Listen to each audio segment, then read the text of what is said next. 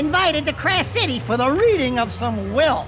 A rich guy named Crew. You don't think it's the least bit suspicious that a guy like Crew would invite you to the reading of his will? Even though it was likely made well before Jak turned on Crew, the fact is he's always been quick to throw his cronies into the line of fire. Anyone expecting an actual inheritance is a fool. Also, Jak 2 and 3 led us to believe that the only hospitable places left were Haven City and Spargus City. But now, suddenly there's a whole other city that's been hosting a racing championship for who knows how many years. One that's broadcast to, as quoted by Pekka, 200 million viewers. Hyperbole or not, that's some fuckery if I've ever heard it.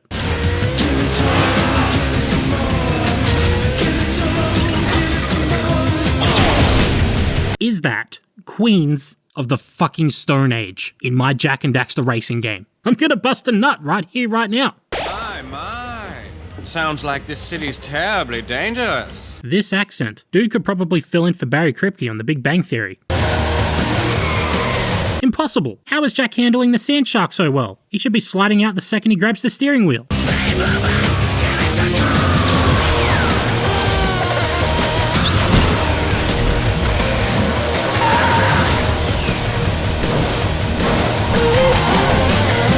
This just in, local Australian YouTuber busts a nut twice in under a minute. Easy, boys. My story's almost over. Yes, it is.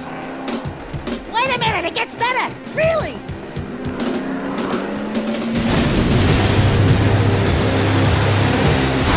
I want to have children with this cutscene. Before Father died, his wishes were simple. To have his will played for his closest associates, and for us to drink to his passing. I guess without the poisoned wine, the game wouldn't be set into motion, but I'd have to think these guys are more intelligent than to drink wine provided by the daughter of Haven City's crime overlord. Father never did play favorites. Yeah? Well, your father's crazy. I think that's the highest pitched I've ever heard Torn's voice. I don't like it. Father bought us the best mobile racing garage money can buy, and each of you has a racing car waiting. No one puts two and two together and finds it odd that Rain already has cars set up for everyone despite reacting as if she didn't know about the poison. Forced tutorial section. I'm gonna jack you up. Please, Jak, shut up. Don't make puns. It doesn't suit you. Fire in the hole!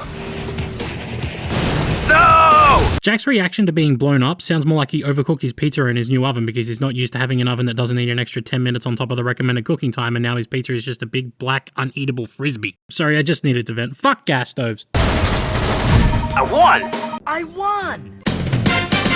An unknown driver wins his first big race, in lackluster fashion. Didn't know silver meant first place, but I'll take it. Certainly feels like Naughty Dog just wanted to make another Crash Team Racing, didn't they? You've got these freeze rally events, which are just like the time trials from CTR, whatever they're called. I never really played it, please don't yell at me. And you've got the Dark Eco power-up mechanic, which is similar to the Wumpa Fruit power-up mechanic. And it's the fourth game in a series that, instead of following the series roots, just becomes a racing game instead. Kinda disappointed with Uncharted 4 now.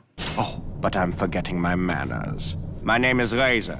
Maybe you've heard of me? Aren't you that dude who stole my BMW in that other racing game from 2005? My first network assignment has been to investigate the rumored super bet on this year's big championship race. Sources say a high-level underworld crime connection is involved. But sadly, my sources won't return calls. Pekka decides to discuss something as cagey as an underground bet on public television because he clearly does not value his life. But I heard a nasty rumor that someone's throwing big money around hiring top mercenary drivers to race. They keep talking about Mizo hiring more and more racers to take Jak's team down, but in reality all we ever see are the same few goons. It doesn't make it feel like a massive racing championship watched by millions, that's for sure.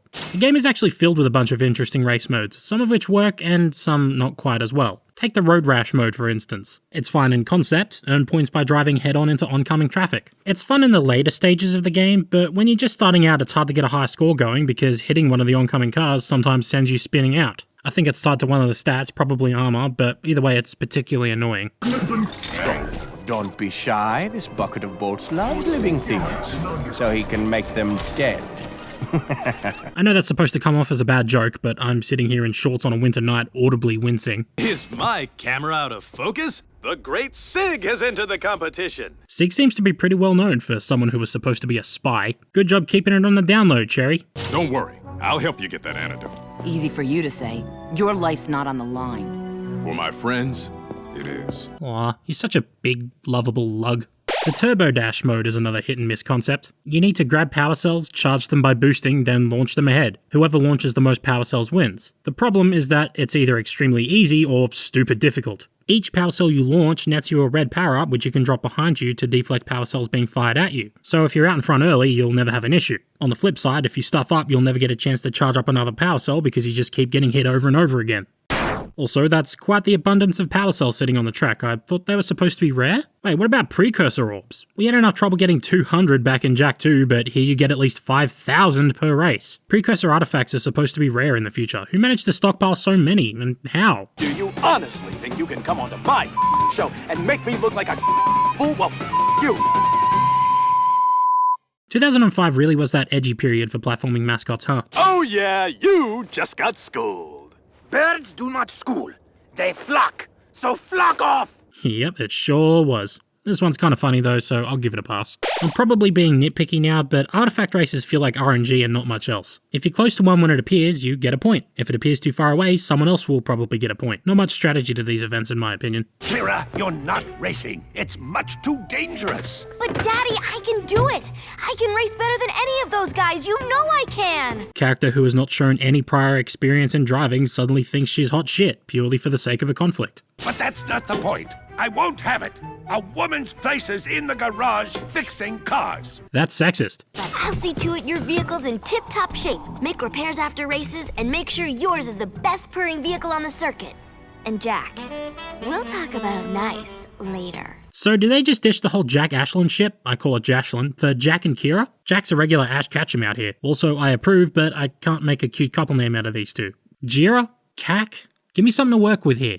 Also, Sonic Sidemouth. We've gone long enough without talking about the actual base gameplay, so let's do that. This is actually my first time playing Jak X, and I was worried that it was going to be the driving physics from Jak 3, but that was the entire game. And truthfully, one or two cars actually feel like that, but otherwise I came away really impressed. It kinda just feels like they slapped burnout physics onto it. Drifting in particular feels very similar. And then stuck some guns and mines and stuff in because, well, duh, it makes sense. This is the Jak and Daxter universe we're talking about. Anyway, let me gush for a sec. This is Mario Kart, but good. Okay, over-exaggeration, Mario Kart is excellent, and I go as far to say that those are more polished games, but something about Jak X just clicks. Maybe it's how the power-ups are handled. Yellow Eco gets you offensive weaponry like rockets and machine guns, while Red Eco gets you mines and other defensive gadgets, all of which can be used to deflect projectiles. And if for some reason you can't deflect projectiles, weapons don't immediately blow you up, they just take chunks off your health meter. So with the exception of the Supernova, which is the usual unavoidable blue shell thing, there's almost always a chance to recover or retaliate. That's why I personally enjoy this so much more than other kart races. The element of randomness is there, yes, but you can fight it. And while the game can get a little unfair sometimes, it still feels like you're in control here. It's great. Dare I say, but I think I enjoy this even more than Jak 2 or 3.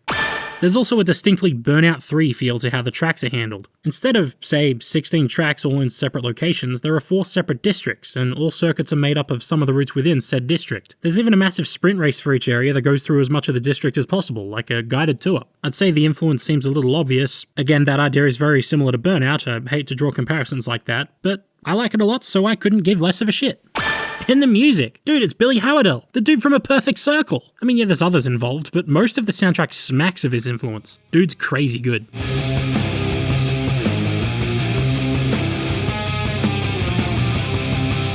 Anyway, I'm done gushing. Sorry.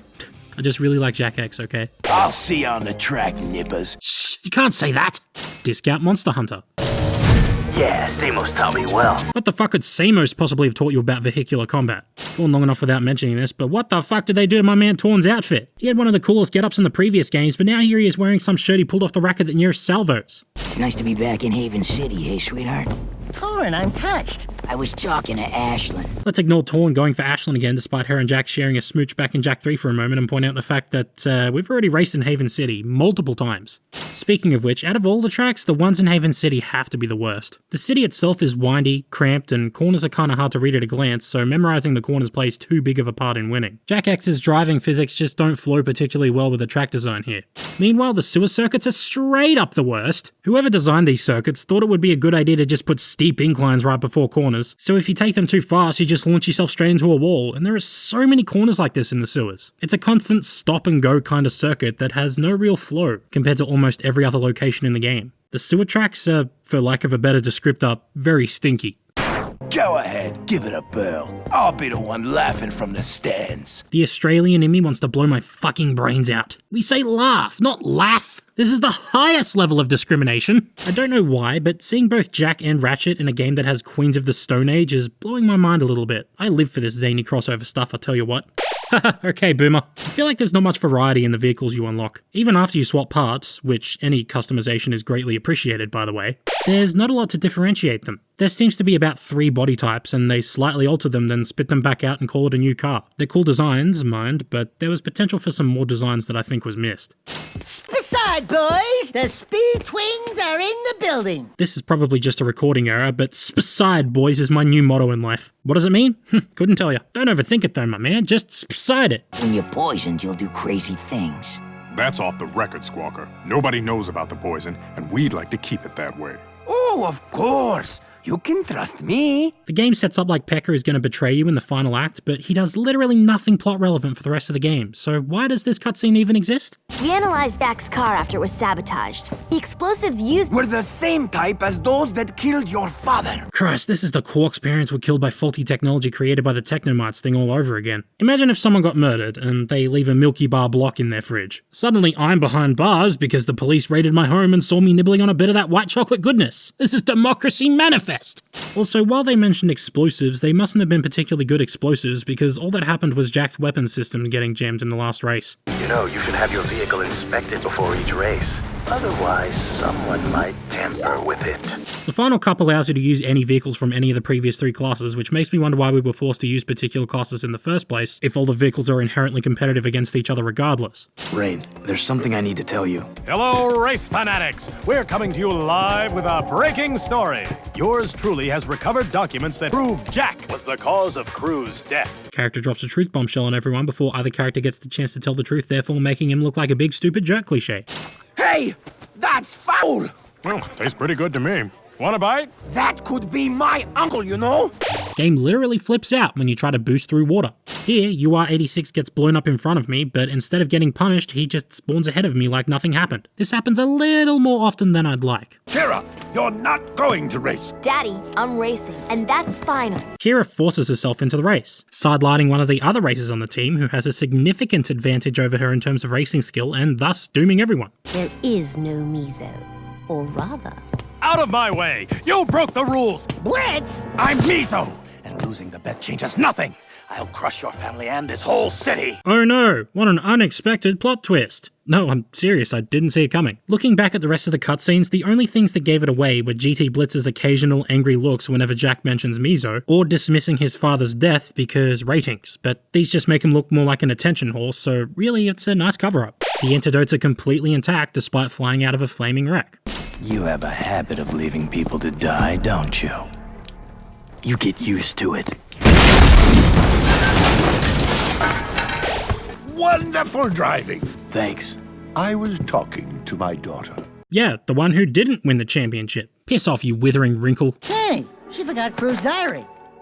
Hello, reindeer. So it's our little secret, eh? Oh no, what an unexpected plot twist again. Just pour it into your glass first. 3 seconds and no more, and yours will have no poison. If you're mixing poison into the wine, you can't just randomly decide that the top of it is free of poison. That's not usually how liquid works. While Rain is carrying the bottle, she's going to shake that thing just the tiniest bit, and then suddenly the whole thing is poisoned. Your daughter's dead, and the only legacy you leave behind is one of disturbing jiggle physics. No, don't eliminate the racers.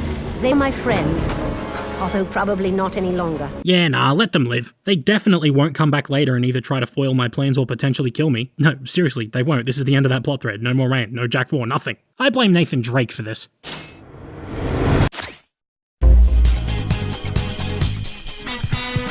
Okay, I got a lot of comments mentioning how having to watch a cutscene when getting blown up is super annoying, and also a lot of comments about being a furry, but that's neither here nor there. Anyway, why is this such a common complaint? For one, you can turn the slow-mo off in the options menu, and secondly, what else is supposed to happen? You got blown up, you have to be taken out of the race for a short amount of time. That's the point. You guys are so impatient you can't wait 3 seconds to respawn? Jeez, how do you guys put up with the 7-year wait between videos? The hot coffee secret. 100,000 orbs for a scene which just uses quotes from previous games. Jak X had a game-breaking bug that can happen randomly on certain PS2 models, such as the PS2 Slim. The game will constantly autosave and won't stop until you turn off the system. Except if you do, your save file will most likely be corrupted, and that means both progress loss and unremovable corrupted data in your memory card. Yikes. This game implies crew could actually procreate. Whether that's a sin or not is up to you. I'm pretty sure that's a sin. I don't see how that could be a win in any possible instance. Patch 1.03 of Jak X literally made the game unplayable by removing tires from the vehicles. Gotta love how in cutscenes everyone talks about working together as a team when in almost every event, excluding Capture, literally everyone is gunning for your throat. Though I guess it's not much different than Sig shooting you every time you hit him in Jak 2 and when everyone allowed Jak to be banished in Jak 3, so yay, teamwork! If you play through the game a second time on Hero Mode 100%, which is insanely difficult, they reward you for all your tears and broken remotes with green boost exhaust instead of the regular blue. Yay! Also very hype. Jak X uses X in the title, but isn't the 10th game in the series. The sport is called Death Racing, and it's implied to be a to-the-death type of thing, but whenever you die in-game, you just respawn and no one bats an eye. Plus 1 sin for Jak changing his hairstyle for, what, the 4th time? As a brave Australian told me, change is something they do not appreciate. GT Blitz is literally just Kira Yoshikage. You decide if that's a win or a sin yourself. My name is GT Blitz. I'm 38 years old. My house is in the northeast section of Crash City, where all the villas are. And I am not married. I work as the host of the GT Blitz show, and I get home every day at 8 PM at the latest. The risks of being killed in this sport are constantly mentioned, yet even though Jak and his friends / enemies blow each other up constantly throughout the game, no one actually dies until the end of the game. The Daxter-mobile. While it's great that Jak X got a re-release on PS4, opening up the game to a much broader player base, a racing game on modern hardware without the ability to race online against people around the world is a missed opportunity. That, and I wanted to kick Vale's fluffy white ass! I know I'm going to sound perverted, you can blame Super Butterbuns for pointing this out and now I can't unsee it, but I find it distracting that Ashlin's boobs bounce all over the place at the slightest movement, however Rain's don't move at all. When you're on the last race of the final Grand Prix, Mizo, GT Blitz's car was weak enough to be blown up like every other car, but in the final boss, which is like 2 minutes later from the last race, GT Blitz Mizo's car takes like 250 Vulcan Fury rounds, 20 missiles, and 30 grenades. I'm calling bullshit. Add 5 sins, or 1 sin. You make the rules, Daddy, not me. Stop calling me Daddy!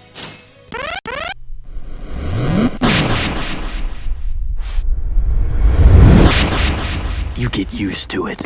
I was too lazy to write an outro again, so fuck it, let's wing it again, why not? So for the next ERAWW video, we're going to take a little break from the Jak and Daxter series, and we're going to be sending, actually I haven't checked the poll yet, hang on. Oh, surprise, surprise, it's the fucking Spyro Reignited trilogy. Of course you give me the game that's 3 games in 1. Never make it friggin' easy for me, do ya? Well, it's my own fault for putting it in there, so I'm digging my own grave here. Anyway, if you want to submit sins for the Spyro Reignited trilogy, as usual, just plop your sins down in the comment section of this video, slap whatever it is, hashtag ERAWW on the end, and bada bing bada boom, you're done. If you want to vote for the next game to be sent, just drop $1 on my Patreon. The choices for the next poll are The Last of Us, Daxter, Ty the Tasmanian Tiger, Knack, and Sly Cooper, or Sly Raccoon. Why do so many platformers have, like, different regional variants? Fuck's sake, As for reviews, which I have not done in a little bit, we actually skipped over a review, so we could just go straight from ERAWW Jak 3 to ERAWW Jak X, because I'm still sort of figuring out some things with reviews, but the next thing I'm going to be working on, apart from the Sin videos, is something I haven't really tried before. I guess you could say I sort of did it with everything wrong with Ratchet and Clank, doing the whole series, but it's going to be a big multi-video series. It's going to be a retrospective on the Need for Speed series. Ever since I did that Need for Speed Carbon review back in, I think it was like January 2018. Holy shit, that was a while ago. Damn, son. Ever since I did that, that video was surprisingly well received. Like, even though I had unpopular opinions, it sparked a lot of discussion, and people were really keen to see my opinions on the other Need for Speed games, rather. And this isn't going to be like previous times where I've said, oh, I'm going to do Spyro A Hero's Tale, or I'm going to do a review on Dangerous Driving, and then I just sort of didn't end up doing those at all, because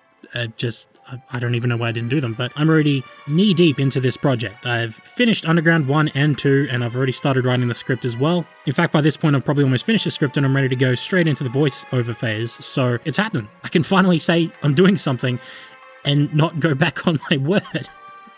But that's all I got to say. I probably rambled on long enough already. I don't know how long this is because I didn't script this, so yeah. Leave your sins for Spyro. Look forward to the Need for Speed retrospective, which will be starting, it'll be multiple games in a video, so the first video will be Underground and Underground 2, and then after that will be all themed stuff, like the ones with the cop chases, the sim ones, etc, etc. So yeah, I think it's going to be fun. Anyway, my voice hurts, so here's the Patreon thank you bit that I do. You know the bit? The names and the stuff? Yeah. In all serious, thank you to Bite My ASCII, Diablo5564, Nation McAltile, Orvanil, Isaac Lamp, Tyler fuck's sake, Wastrel USA, Damien Maxted, Oliversla, Keegan Smith, Tyler Cross, Duncan Austin, Pastor Boy, Gabba Scabba, Leo Alex 50, Heat Hoot Skyat, Global Truncation Era, Laurent LaCroix, Sheepy, Loomis Doomis, Chatter Estop, Gapnican, Cooper James Price, Sebastian Orbe, Nathaniel Forrest, Travis Miranda, Thomas Hart, Lazaro Dave, The Ruby Red Rose, and Philip Aoki. As always, thank you guys so much for the support, and I'll see you next time.